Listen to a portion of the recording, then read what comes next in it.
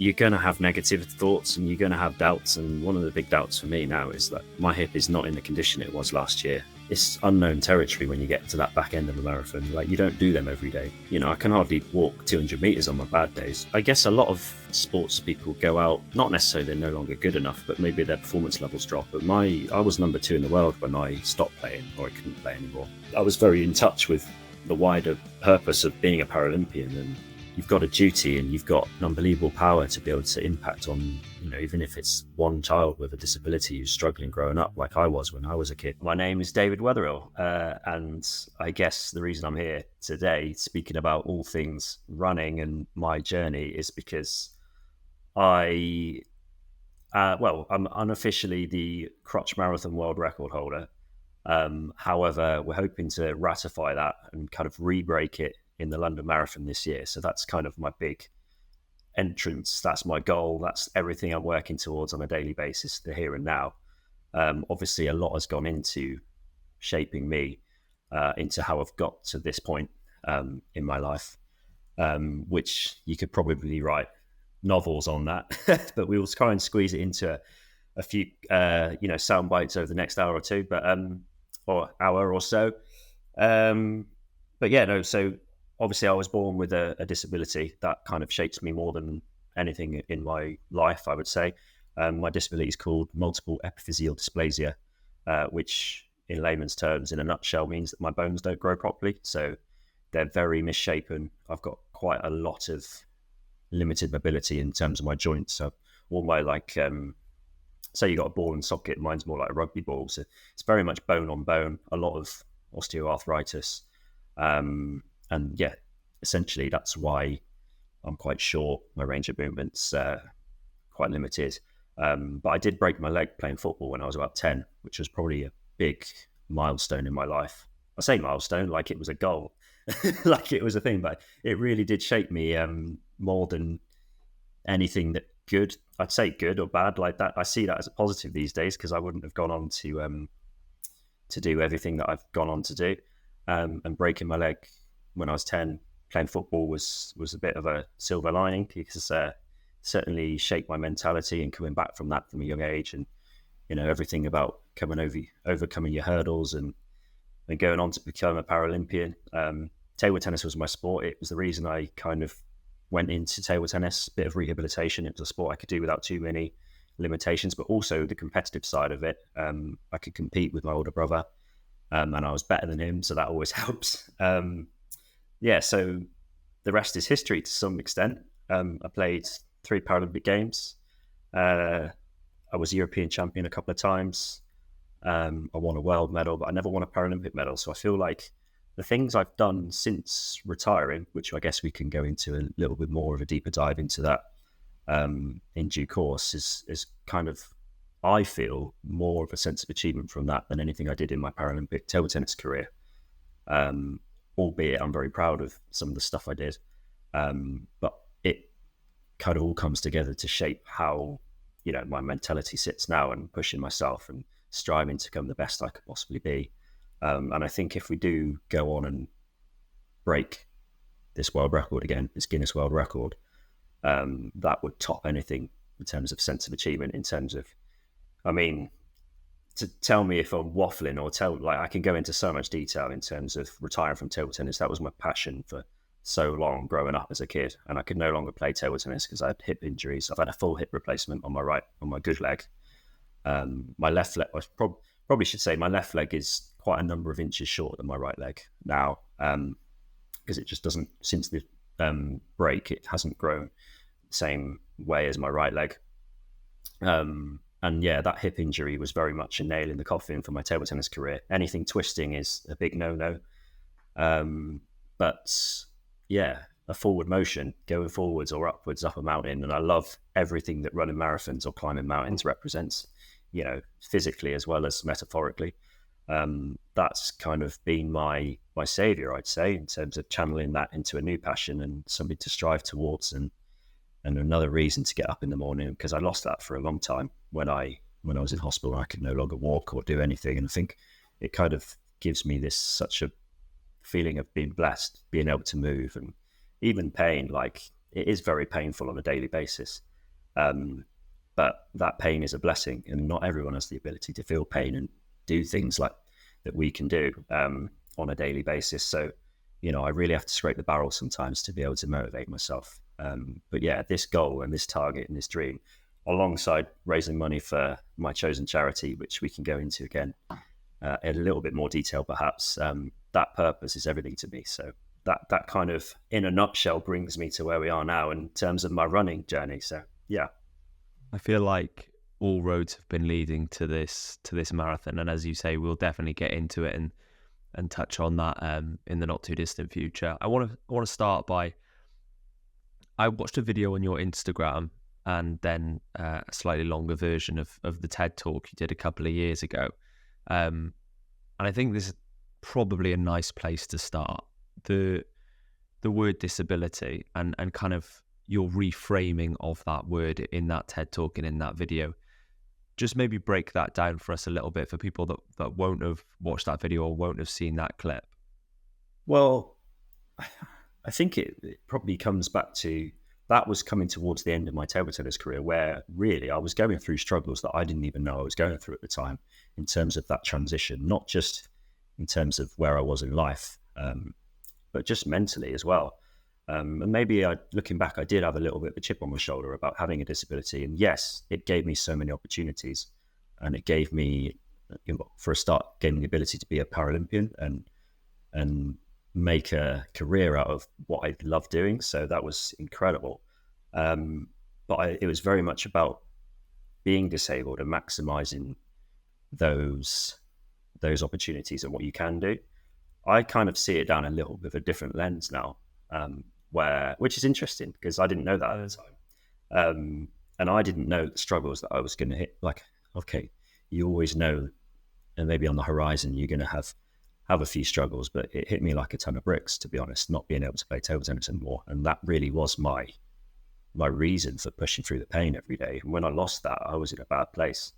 And I very much did feel as disabled as maybe that I was not preaching, but kind of say, disability is just I don't know, what is it? It's just a word, isn't it? So no, I get it. It's not always easy having a disability. And there are real tough times. And I get that. And it's still a question, which is, what is disability? Like in the TED Talk, I kind of go on to say, like, everyone has something in which they cannot do. So that kind of makes everyone disabled in a certain way. But no, I think I've met some incredible people with disabilities, no matter how you want to label it. It's really opened my eyes. And I think that's the best thing that I've had that's come out of my career as a Paralympian, like meeting some unbelievable humans who you really do forget, or you just don't even notice that there is a disability there. But I think one thing that I've learned is it's all internal. Like, it's all acceptance with anything that you can't do. And once you accept that, you find a way to, like, kind of overcome it. So in a way, it's only visible and it's only there if it's there for you. If it's not there for you, it won't be there for other people. And something I really struggled with growing up and during my table tennis career to some extent. It was about proving a point. It was really, I didn't have any point to prove, I don't think. And now I kind of feel that a little bit more. And I do think that the only disability in life is not being able to see that true potential in that human individual. The only disability is a bad attitude or a poor mentality or anything like that. And it's nothing to do with the physical side of things. And I really feel that on a much stronger kind of scale these days. So yeah, maybe I should do another TED Talk sometime. I would love to hear it. I definitely want to touch on the retirement from table tennis, because we've mentioned it a couple of times already, and I think that probably frames the conversation into where we're going with this world record. You mentioned, like, obviously the struggles when you did retire from table tennis. Did you feel like that was kind of taken away from you with the hip? And did you feel like you weren't going out on your terms? Was it an identity thing? What were kind of the main contributors, I guess, to that difficult time? I think it was tough because I guess a lot of sports people go out when not necessarily they're no longer good enough, but maybe their performance levels drop. But I was number two in the world when I stopped playing or I couldn't play anymore. So I was right at the peak. And as a result of my hip injuries, well, COVID comes into it a little bit. Like, so I was probably in the peak fitness, peak of my table tennis powers, shall we say, 2020. And obviously that year delay for Tokyo 2020 to 2021 was almost a nail in the coffin for me. Like, it was, that extra year, I went from being the best shape of my life to could hardly walk. I literally would have been getting on that plane, not being able to put my shoes on, let alone play a table tennis match, or do just daily tasks. And I think it really opened my eyes to having gratitude for the small things in life. So that kind of is a big reason why, I was just in a bad place, because obviously I had dreams to win a Paralympic medal. And I think you can never say this, but I think I would have won Tokyo 2020 had it been held in 2020. But you got to let go of that. I think that was my dream for so long, and to have that taken away from me through that's completely out of your control. And I try and practice a lot of stoicism these days in terms of controlling what you can absolutely control. So it took a quite a long period of adjustment, not just because I couldn't play table tennis anymore, just because it just completely uprooted my whole life. And I didn't end up going to Tokyo in the end. So that was another big disappointment for me. I ended up having my hip replaced in back end of 2022. So that 2021 to 2022 year was the worst year of my life by a country mile. And I remember, like, it's very easy to look back now and think more rationally. But when you're in that moment and things are feeling like you can't do anything, like you're so emotional that you sometimes don't see the light at the end of the tunnel. But I think it's taught me that you have to trust the process, and you have to know and believe that there is always a light at the end of the tunnel, even if you can't see it at that particular time. And there's always a way of scraping that barrel. Even if you have to play some mind games with yourself, do a little bit of mental gymnastics. And this was like, obviously, over the course, it's not a sudden thing. You don't just have an epiphany. For me, well, maybe you do have an epiphany. I do vividly remember sitting in hospital, kind of not being able to get out of bed. I put on loads of weight and not being able to do anything, like an absolute shadow of the athlete that I used to be. And I used to pride myself on my physical kind of abilities and working harder than everyone else and being in the best shape possible, to not necessarily to make up for my limitations, but just pride from the 1% as being an athlete. And I was nowhere near that. And I was pretty depressed about it, to be honest. Again, maybe I didn't know it at the time, but I remember lying in bed and being like, I'm going to get back to that person I used to be one day, whether that's in a year's time or 5 years' time or a decade's time, I will. And that's kind of where the light in the end of the tunnel was born in my head, in terms of, I was like, oh, right, what I need a goal. I need something to aim for. And for me, that was running a half marathon initially. And climbing Snowdon. That was a big one for me, because I'd climbed Snowdon not long before my injury. I was like, I'm going to do that again. That was class. Just having gratitude for the little things in life. So that was where my kind of savior in terms of my mental gymnastics kind of came from. It was one day in hospital, and I still remember it. So I think you can practice that on an everyday basis in terms of gratitude. It's like not a very it's a very common thing that's peddled in terms of psychology, but it definitely has helped me big time. And there's always a way of scraping that barrel to find gratitude, even for things like, like I mentioned before, pain. Pain for me is a big one. It'll get you in the end. And sometimes you have to exercise every ounce of mental strength to be able to, keep going. But I think you just got to trust that it's always possible, even if you don't feel it at the time. What was it like reaching the top of Snowdon, crossing the line after that 13-point win? Because when you make a plan and a goal, whether that be in your head or on paper, I think that's the sort of thing you hold on to, right? That must have been quite a moment, particularly what you were going through. Yeah, do you know what? it's impossible to do by yourself. I stand by that. Like, I've had a lot of people, my friends and my family, and my best mate Kieran did that half marathon. It was about 5 months after my hip replacement. And I was very much like a spring, ready to go. Like, I was mentally there and I was ready to be unleashed. So I did rehab quite quickly. But my best mate Kieran did that race with me. It was a Plymouth Half in May 2023. And he crossed that line with me. And I swear, I don't think that would be possible without some of the support I've had from my friends and my family. And he's an absolute legend. Kind of leads me on to a little bit of the charity work and the purpose behind things, because again, I'd lost all despair. Like, I was in complete despair, and I'd almost thrown in the towel for my own personal kind of goals and targets. But I do think there's an unbelievable power in being strong for other people.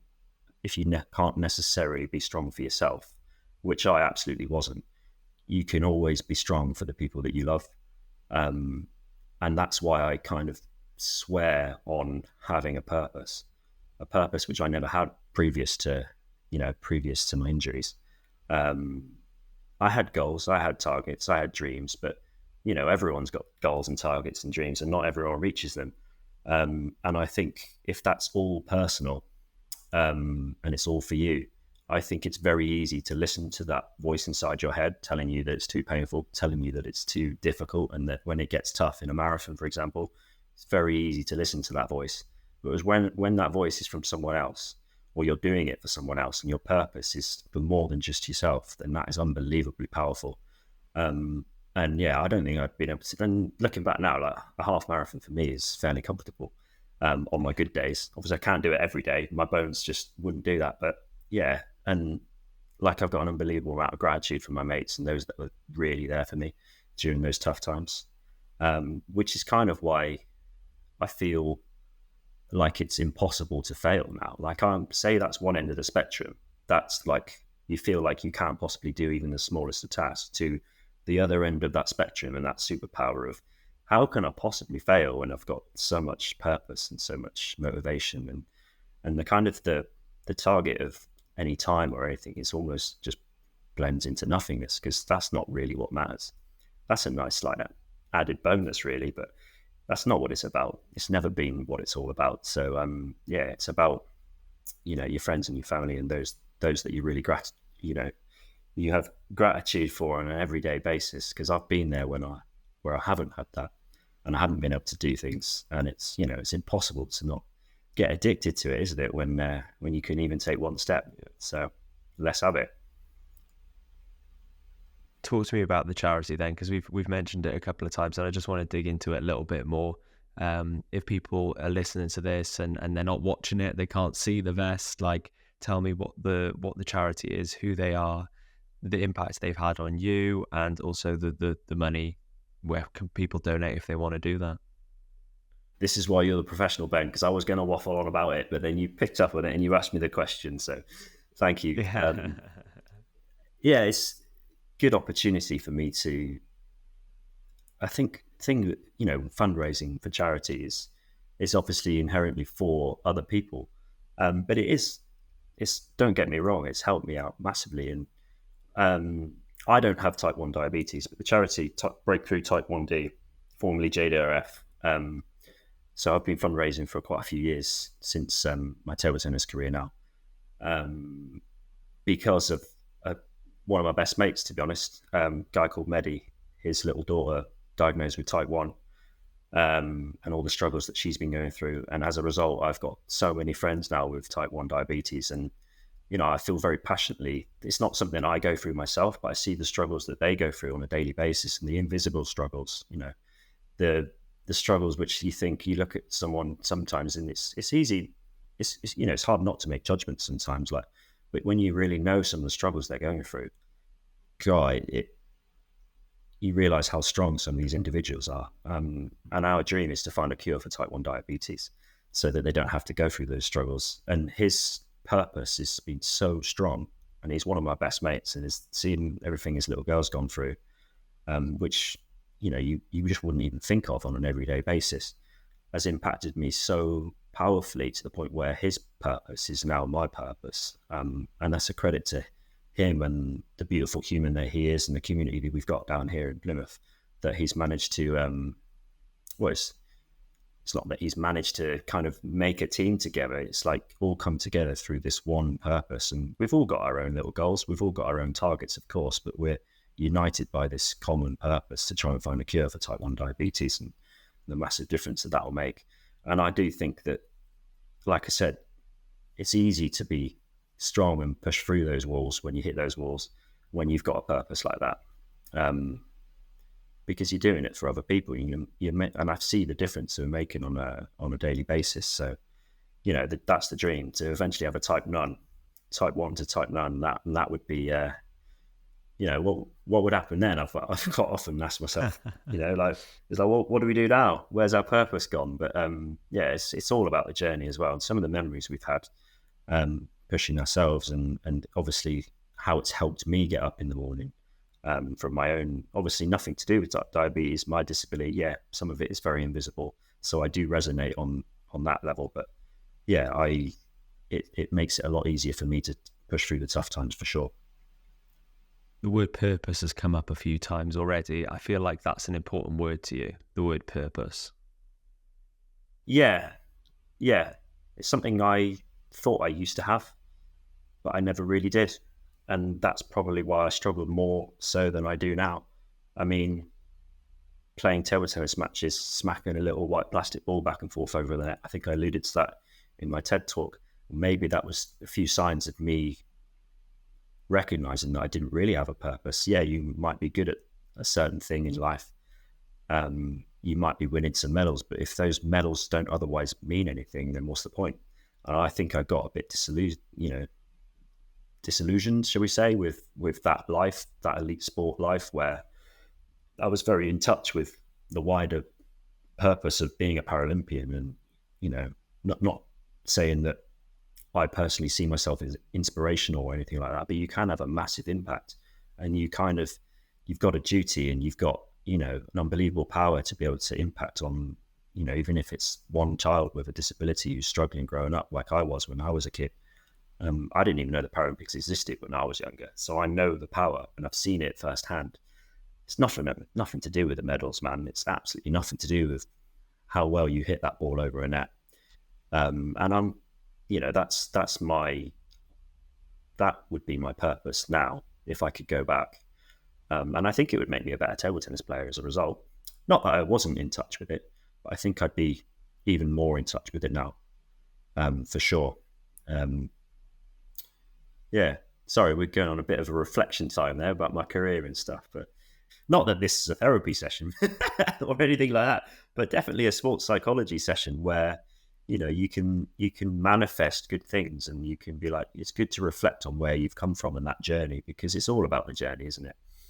It's not all running over finish lines. Sorry. Exactly. And I often say to people as well, it's like, how often do you get to just sit with somebody that you don't know a huge amount about for an hour and talk to them? Like, my thing is, I always feel incredibly privileged, and I have done over the years, to sit down with so many people, whether that be in person or, over some sort of video conferencing software, and have a chat to them. Because for me personally, it's a bit of a selfish endeavor, because I pick little bits out from every conversation I have to input into my life. And I think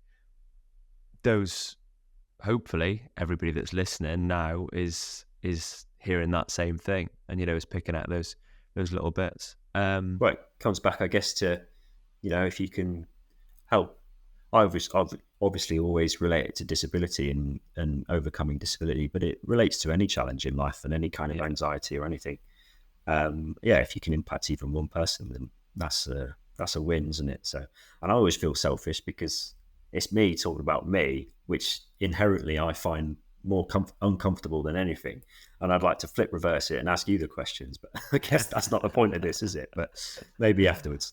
Yeah. I think it's that forced self-reflection, isn't it? Like, the fact that very rarely are people forced to self-reflect. It's like, most of the time, if you're self-reflecting, it's brief, and when it becomes uncomfortable, then you don't do it anymore. Whereas like with chatting to somebody on a podcast or just a mate, sometimes you kind of have to have those reflections, I think, don't you? Which is quite powerful. When you were playing table tennis, and we were kind of talking about that, you thought you maybe had a purpose, but you didn't have a purpose, or you didn't have the right purpose, or the purpose that now you maybe reflect on. Would you go back and change anything in those years of playing table tennis, like from you being you now, or has everything led to you being this person and, you know, potentially getting this world record and just doing the things you're doing in life? I think you've nailed it. I think having the right purpose is the holy grail in life for everyone, isn't it? And yeah, I think that can change. That can change through the course of life, and I don't think you can have any regrets. I'm definitely the person I am today because of everything I've gone through and the whole journey of what makes me me. And that's the beauty of it. It's everyone is so individual, and it's me versus me, and it always has been, and it's you versus you.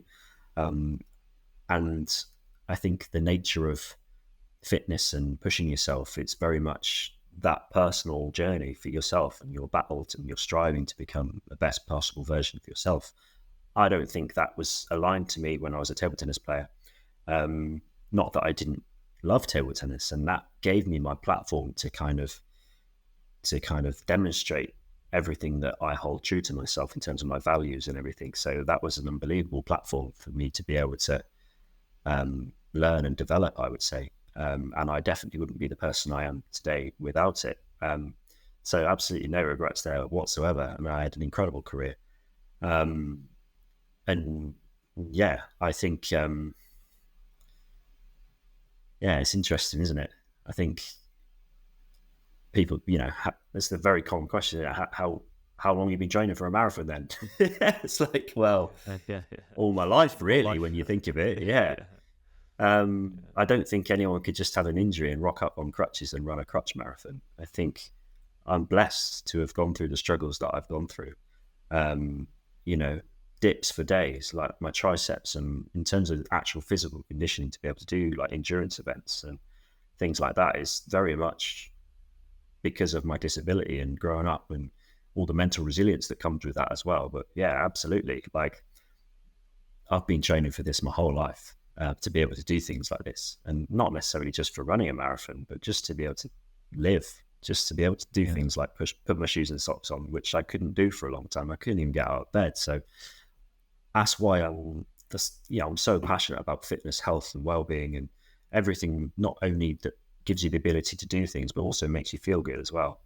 And all the mental kind of endorphins, and just, you know, the feeling of being blessed to be able to do the simple things in life is really, really more of a strong feeling for me, having known the feeling of not being able to do them. So, you know, I'm absolutely thankful and grateful for everything.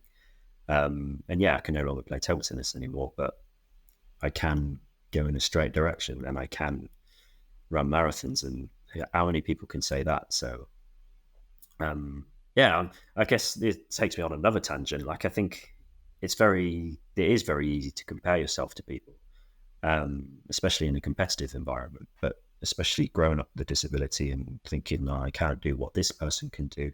And everyone is on their own relative journey and their own relative scale of pain and ability and disability and things that they struggle with. And I think I've learned to let go of that. And I've almost learned to be more conscious of that, especially when I'm running, because, you know, especially in the London Marathon, for example, everyone's in costumes. And I know my mate Mehdi, who does the fundraising for Type 1, he's like, I got passed by a guy in a Ninja Turtle outfit. And I was like, imagine how it must feel to be passed by a guy on crutches. And I'm really conscious of that when I'm running now, because I'm like, I don't want to demoralize people, but I do want to inspire them. And I do want to kind of show the world and show as many people as possible that the impossible is possible for them, whatever that may be. And there is a fine line sometimes. So, it can be quite a grey area sometimes. And I'm very conscious of that these days. So, whether that's my purpose now, I don't know. I've got multiple purposes, but I've absolutely got no regrets. So, yeah. I think as well, like, what you've done over your whole career, and I hope you know this, has obviously inspired so many people. And I think sometimes it's probably quite difficult to hear that, because I know you as a person probably don't sit back and reflect on the impact maybe you've had on other people's lives, because when you're doing those things, a lot of the time you're not thinking about impact. You're just thinking about you're thinking about what you're doing in that certain point to start with, like the competitive nature of it. And you might be aware that there are people that are watching you that maybe never thought that they'd be in a position to do something like that, and now have seen you do it, and maybe one day they can too. But I think as a greater reflection, sometimes it's quite difficult to actually realize that the things you have done have impacted people hugely. It must be quite strange to kind of think back like that. I used to feel very uncomfortable about the word, even the word inspiration, the word disabled. But obviously, like we've discussed, I've let go of that now, and I genuinely see it as it's an honor, and it's an absolute pleasure, and it's almost your duty, and it's your superpower, because not everyone has the ability to be able to impact people on an everyday basis. So if I go for a run on a Saturday morning, a park run, or need to do one of your events, RunThrough events, Definitely.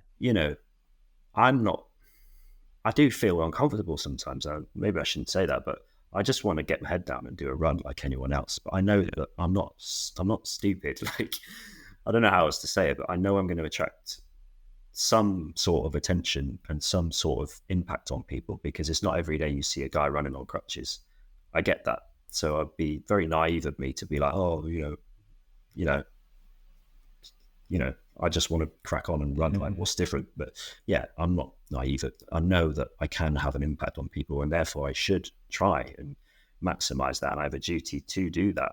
And if I can help one person or one child or anyone just to overcome even the minorest of what might seem like the minorest of struggles to some people, was the biggest hurdle and the biggest mountain in the world to others. So if they can overcome that based on seeing me do something, then that's an unbelievable power that you've got, and you should absolutely harness that.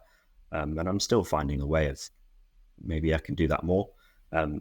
So thanks for the opportunity to bring my story for a start. And yeah, but I do very much still do kind of feel a little bit uncomfortable with it. And I do like the stoic trait of just stop talking about things and get out there and do it for yourself and experience it, because when you embody a philosophy, it's much more powerful than just talking about it, isn't it? So yeah, I do now really enjoy that. You definitely embody it.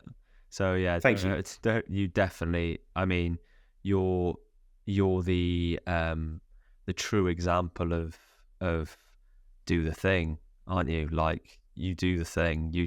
You don't just say things. You get things done. And I think, in the world we're in now, there are a lot of people that say they're going to do things and never do those things. And sometimes those reasons are totally, admirable and understandable. But I think you are certainly a person that does. I do want to caveat that though, because it's not always been like that. Like it's a long and hard journey to get to the person that I am today. And I didn't just become that person overnight. And I think you have to manifest it every day. It's an unbelievable amount of mental strength to overcome some of the struggles, and you're strong because of them, not despite them. I promise you that. Hence why when a bit of struggle does come in life, you should absolutely be thankful for that. And it's hard. That's the way of scraping that barrel, like I said, when you're in hospital and when you can't walk, and that's an opportunity rather than a hurdle. And it's easy for me to say that now, because obviously I'm more logical and rational about it and not being in the emotion, but it's 100% possible.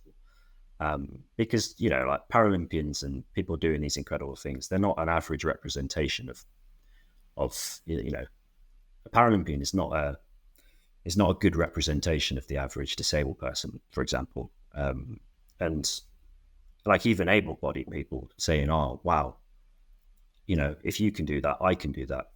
Yeah, you can. You absolutely can. However, I'm not just a disabled person. Like, I've been training like an elite athlete my whole life.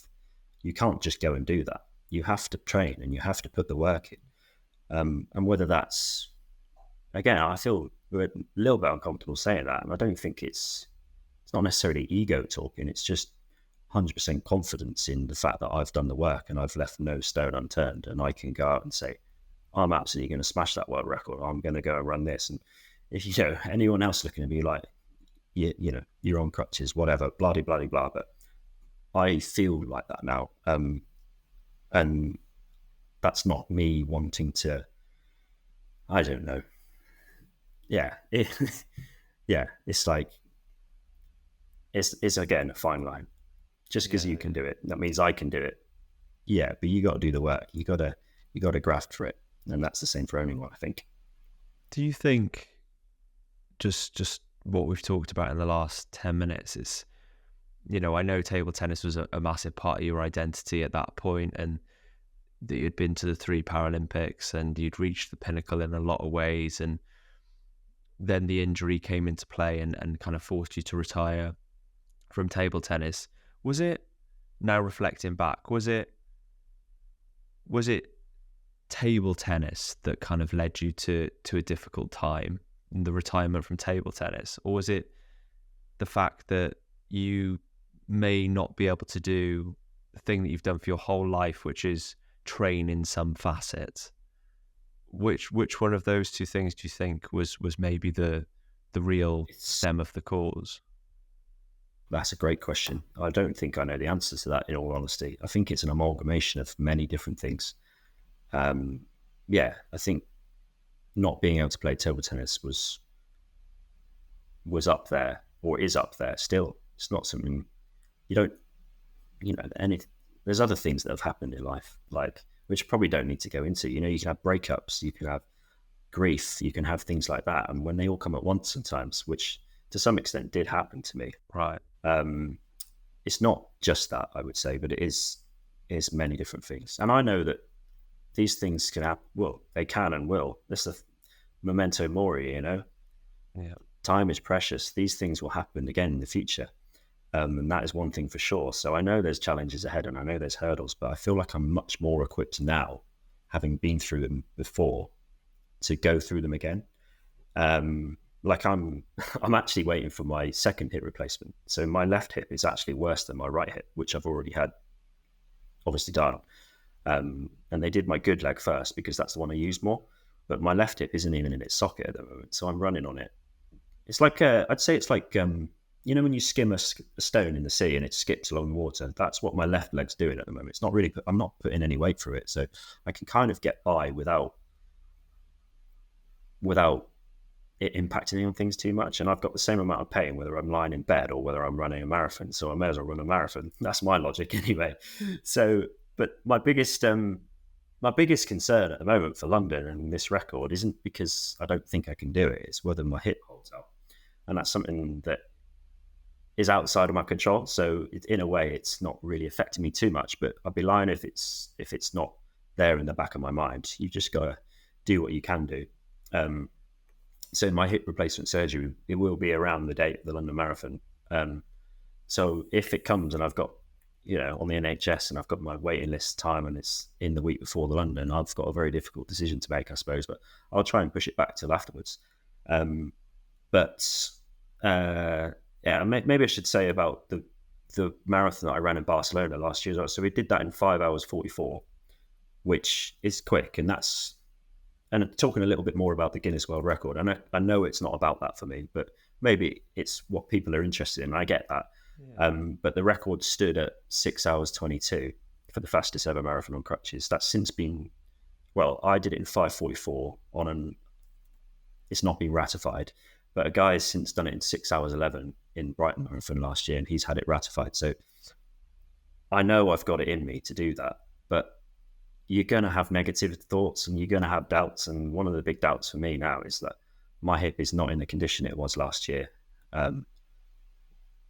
It's unknown territory when you get to that back end of a marathon. Like, you don't do them every day. I can hardly walk 200 meters on my bad days, let alone do a marathon. So who knows how my hip will be. So it's things like that. And it's a good challenge, right? Like I think the whole point of a challenge is not knowing whether you can do it or not. And if you know you can do it, then it's not really a challenge, is it? That's my kind of ethos. So, and another little, I don't know how else to drop it in, but I've actually entered an Ironman as well. I know. Well, I was gonna. Yeah, I was. you're gonna ask, and we're gonna touch on that at the end. But mate, that sounds absurd now, doesn't it? It And I'm like, why did I do that? But that's exactly why I had to do it. I had to just enter it because it's given me so much accountability to push through that pain every day and wake up in the morning and think, I can't even move. My bones are like concrete every morning. And it's like a mental battle every morning just to get yourself out of bed, because once you get going, you realize it's not as bad as you thought, and you loosen up, and those physical barriers become a little bit less, and then mental it's all mental. It's literally all mental. And I think without that kind of nugget, that little light at the end of the tunnel of the dream of being able to do an Ironman, which is bonkers, I don't know if I can do that, but that's exactly why I've got to give it a go. So we'll see. I definitely think you can do it, mate. The mental fortitude, the mental. Don't tell me that. I need you to tell me. I need you to tell me you can't do it, Dave. So I'm going to prove you wrong. You will 100% do it. I have got no doubt whatsoever. And I think that's at the back end of the year. You've entered that, right? Is it August you're looking to do? Yeah. August, Copenhagen. It's the flattest, one of the flattest ones. Come on, go. I've actually done that race. Have you done that one? It's class. Fantastic race, and a beautiful city, and an amazing course. You'll absolutely love it. I can't wait to get you back on the podcast post that as well, mate. Yeah, class. It's an intriguing one. I'm interested for myself just to see if it's possible. I don't know what's possible. I think it's possible. But then, like you say, that question of I don't know what's possible, I think there aren't many people that ask that question. So even asking that question is a very, very impactful thing. To ask the question, is this possible? But not only to ask it, but action it. Do you know what I mean? You're not just asking it, is it possible if I could do an Ironman? You'll enter an Ironman and you're going to go and do an Ironman. And it's like... There's only one way to find out, isn't there? Yeah, exactly that. I guess leading from where we are now, speaking on the 25th of February, up to the London Marathon, which I guess is in, 6 weeks' time, 7 weeks' time, is it, at this point? Well, like 9 weeks, 62 days... 2 months. I'm literally counting down every day. What does from here to now look like for you in terms of training, and how do you kind of structure that? Because you've already mentioned that some days are a lot worse than others. Do you have to be sort of malleable with your training, or is it I have to do this day? I can't. So trying to organise training plans and stuff, I can't commit to anything. Because I don't know how I'll feel 5 minutes before a session, and it's like, right, we can do this, let's go. And I absolutely feel like I'm relentless, and I am inevitable, and I will be there if I can absolutely be there. And even if there's, either like my hips dangling off, it won't stop me. But there are some days where you obviously do need to take it a little bit easier. But I'm training, squeezing it in whenever I can. And in a way, my pain is a little bit of a blessing, because I can train through as much pain as you want to give me. And I've got to that point where I can do that. I just can't sleep through pain. Like, I'm barely sleeping at the moment. So I feel like I am dangling on for this hip replacement. You can fizz through as much pain as you want. You just can't sleep through it. And that's what I'm really struggling with at the moment. But like I said, it's a bit of a blessing, because I've got so many hours of the day to play with. Like, I'm up, I'm ready to go. Maybe not physically, but in my mind I am. So, I think I'm literally just squeezing it in whenever I can. I'm trying to do a lot of strength training. It's quite important for me as well, because it's not a normal runner's physique, running on arms. It's like, you obviously have to do a lot of muscular endurance, a lot of strength work, just for joint health more than anything.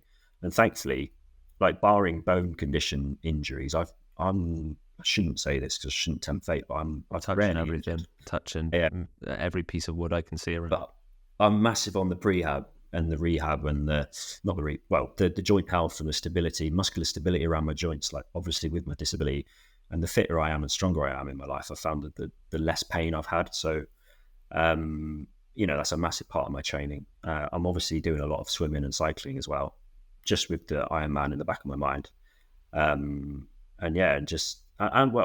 It's time, isn't it? Everything comes back to time and maximizing every second of the day. And I do live my life like that. I've got quite a busy lifestyle. And running for an endurance running event and training for it is very time consuming. So I'm trying to cut that down by doing a lot of weighted runs as well. So just from pure technical point of view and training wise, I've got a weighted vest, and I feel like that's building my muscular endurance as well. So wearing a 15k weighted vest doing 5-10k is quite comfortable for me at the moment, whereas before that would have been quite hard. So it's an interesting one. Like, I'm not going to do anywhere near a marathon distance before London, because I need to save my hip as long as possible, and it would be silly for me to ruin my bones needlessly. I feel like I've got the fitness and I've got the endurance there. I just need to fine tune it, keep on top of things, maybe just strengthen my the stability around my joints a little bit, and just keep cracking on whenever I can. So there's not really too much science or programming aspect as you normally would if you were doing a 16-week training block for a marathon, for example. But yeah, I feel like I'm fairly well conditioned from everything that I've done through life, to the point where I just need to pray. Yeah. How do you think, you're going to be feeling on that start line? Where do you think you're going to be mentally, and what are you going to be telling yourself with 26.2 ahead of you? This is what you train for, right? Why, you don't just train for things like that, and the journey is everything. But my word, why wouldn't you leave everything out there? You get up, you batter your body, and you go through all this pain for what? To go out there and absolutely enjoy that moment. And I do remember being very nervous before my first marathon in Barcelona. I was butterflies, I had all the anxiety, what ifs, but overriding feeling was something great about it happened. And, I'm getting goosebumps just thinking about it now.